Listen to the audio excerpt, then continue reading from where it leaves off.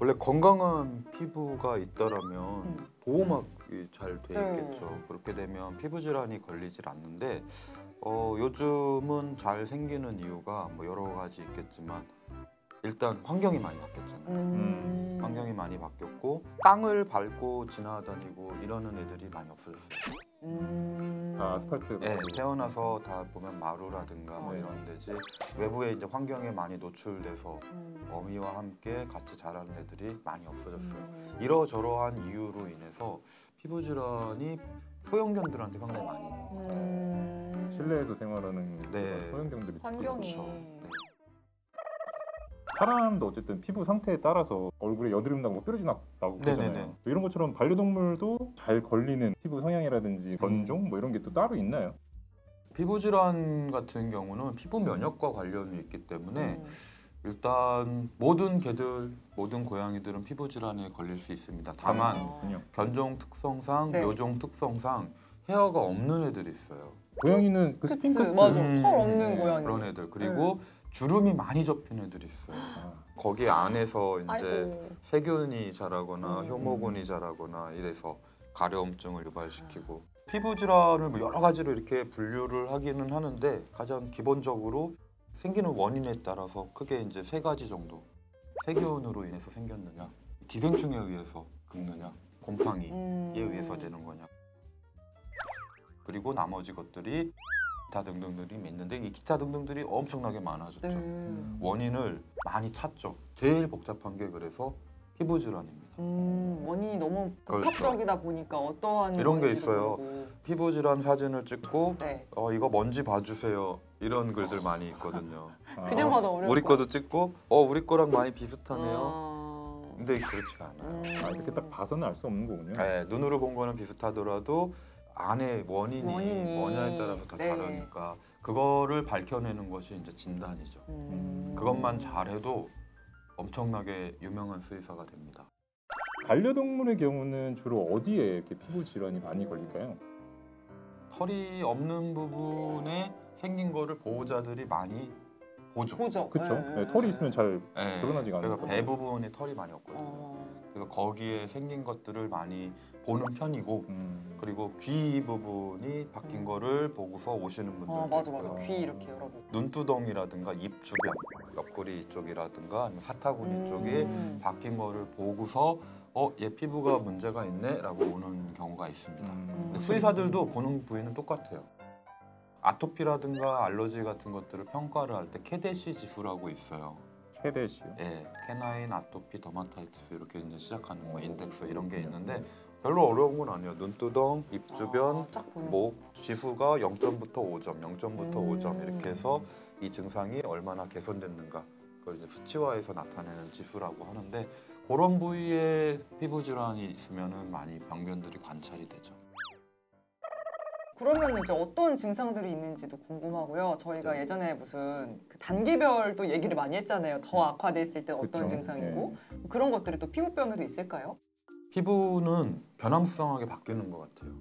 딱 이게 정해져 있는 게 아니고. 그렇죠. 그러니까 원인에 따라서 다들 다르겠지만 그게 피부 면역이 약해져가지고 곰팡이가 앉으면 곰팡이성 피부 질환으로 발전하는 경우가 있고 네. 또 나왔다가 또 다시 세균이 되면 세균성 피부 질환으로 그리고 이쪽 면역이 약해졌다가 기생충이 이제 오게 되면 기생충성으로 아니 사람 같은 경우에도 아토피 심한 분들 보면은 약간 이렇게 딱딱하게 막 네. 굳어가지고 그러기도 하는데 그거를 강아지들도 태선화 증상이라고 하는데 그 코끼리 맞아요. 피부처럼 맞다. 된다라고 이게 만성이 되게 되면은 네. 털이 빠지면서 이렇게 갈라지는 그런 증상이 나타나죠. 이런 경우에는 나중에 치유가 시작이 되고 어느 정도 돼도 털이 잘 안 나는 경우도 있고요.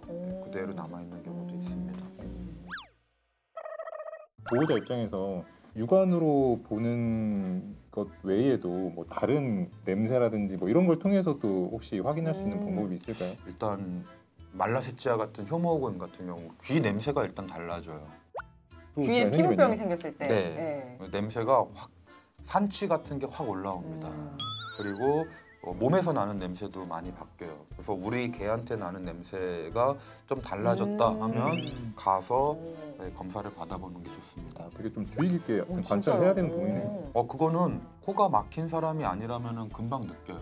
열감도 느껴지고 색깔도 바뀌면서 냄새까지 냄새까지 그렇다 난다. 그러면 바로 가는 게 좋죠. 어, 병원에 가면 이렇게 해가지고 다 봐요. 안에 있는 털 안에 털 있는 안에 피부를 네, 이제 보호자분들이 보는 건 털이 없는 부분에 있는 걸 보고 많이 오는데 저희는 안에 있는 걸 봐서 이게 전신적으로 왔는지 국소적으로 왔는지 이유가 뭔지 그거를 이제 하나하나 찾는 노력을 합니다. 사람 같은 경우에는 네. 뭐 피부가 이렇게 자연스럽게 노화에 의해서 이렇게 되시는 경우도 있는데 반려동물도 마찬가지로 뭐 나이와 피부병 관계가 있을까요? 나이가 들면 또 뭐 피부가 안 좋아진다든지 자연스럽게? 정비례 관계는 아닌 것 같긴 한데 이제 개들도 다 품종들마다 다르니까 네. 나이에 따라서라기보다는 피부 면역에 따라서 다른 것 같아요. 보통 피부 진피층부터 가피층까지 올라오는데 어느 정도 걸릴 것 같아요, 이게? 점점 해서 이렇게 올라오거든요. 예전에 있었던 거는 떨어져 나가고 73으로 외우시면 좋아요. 73? 73, 73? 21. 네, 21일입니다. 아. 맞는 거죠? 네. 21일이 사이클이기 때문에 뭔가 영양제를 먹이거나 사료를 먹였었을 때 피부의 변화를 볼 수 있는 시간이기도 해요. 먹였다고 뭐 하루 이틀 만에 바뀌는 게 아니라 네네. 또 한 3주 정도 지나면 이게 효과가 있구나 없구나를 알 수 있는 거죠. 음. 다만 이제 아까 전에 건조를 얘기하셨잖아요. 네네. 우리도 건조를 얘기하듯이 개에서 아토피라든가 식이 알러지 측정을 할 때 연구 논문을 낼 때 보는 지수가 있어요.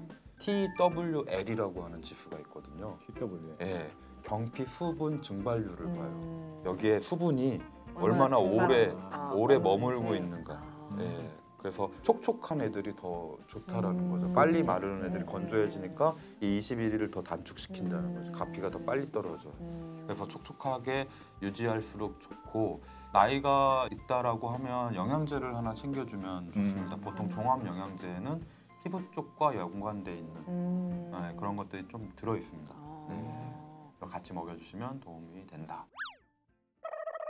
그러면 또 가장 중요한 게 치료법일 것 같고요. 그렇죠. 또 치료법과 함께 집안에서 미리미리 좀 예방을 할 수 있는 방법들이 있으면 좋을 것 같은데 어떻게 되나요? 피부병을 미리 예방을 한다라는 거는 좀 어려운 얘기긴 하죠. 너무 원인이 그렇죠. 다양하니까. 원인이 다양하니까. 그래서 잘 먹고 잘 싸고 잘 돌아다닐 수 있게 면역이 튼튼하게 튼튼하게 기본적인 거부터 먼저 해주고 그리고 나중에 원인 밝힐 때 병원 쪽에 되게 도움이 많이 되는 네. 게 있어요. 뭘 먹였는지 써놔야 돼요. 왜냐면 식이 알러지 같은 경우가 피부병의 하나에 속하는데 이것도 아니고 저것도 아니고 저것도 아닐 때 나중에 이제 테스트하는 게 이게 먹는 걸로 인해서 나타나느냐 환경에 의한 거냐 이거를 봐야 될 때가 있는데 얘가 뭘 먹였는지에 대한 게 없으면 좀 다시 해야 되거든요. 그래서 중요하네요. 네, 먹은 단백질에 대한 소스 그거를 쭉 기록을 해놓으면 나중에 엄청나게 도움이 많이 됩니다. 네. 요즘은 원헬스라고 하잖아요. 네. 그래서 사람이 건강하면 동물도 건강하고 동물이 건강하면 사람도 건강할 수 있다라고 합니다. 우리 코도 마르고 목에 목도 이었잖아요. 마르고. 그럴 때 뭐 해주죠? 가습기트. 그렇죠. 환경을 좀 변화해 주는 겁니다. 가습기 같은 것들을 해주게 되면 호흡기 질환이라든가 아니면 피부 쪽 이런 쪽에 좀 도움이 됩니다. 먹는 거를 기록하는 거 외에 또 하나 추가적으로 하면 도움이 되는 게 있어요. 그게 뭐냐면 사진을 찍어두는 거예요. 평소에 사진, 네. 강아지 사진 찍고. 네. 사진을 잘 찍어두시게 되면 어떻게 변했는지 시간의 변함에 따라서 증상이 어떠했는지 이런 것들을 바로 수의사들이 눈으로 볼 수 있기 때문에 그런 거 찍어 놓으시면 도움이 됩니다. 그래서 위에서 아래로 내다본 이런 사진, 이 사진이랑 그다음에 옆모습 사진, 그다음에 피부과 가면 저희 찍는 그쵸. 거 사람들. 여기 앞모습 사진이라든가 옆에 주둥이 이런 사진을 갖다가 가장 건강했을 때 찍어놓게 되면은 얘가 원래 이랬던 애인데 모발 상태도 그렇고 언제부터 이렇게 변했습니다를 보여주면 시간대별로 딱 볼 수 있잖아요. 근데 이렇게 안고 찍는 것들도 되게 좋지만 요즘 카메라 좋잖아요. 네. 그래서 위에서 아래로 옆모습, 그다음에 얼굴 앞모습, 옆에 모습 이렇게 찍어 놓으시면 뭐 한 달에 한 번씩 찍어놔도 좋고요. 네. 독특한 자세, 자기가 원하는 자세를 만들어서 찍어놓고 보여주면 좋습니다. 그리고 배 모양에 있는 털이 없는 이 부분도 잘 찍어두시면 나중에 그 선생님한테 보여줄 때 되게 좋아할 거예요.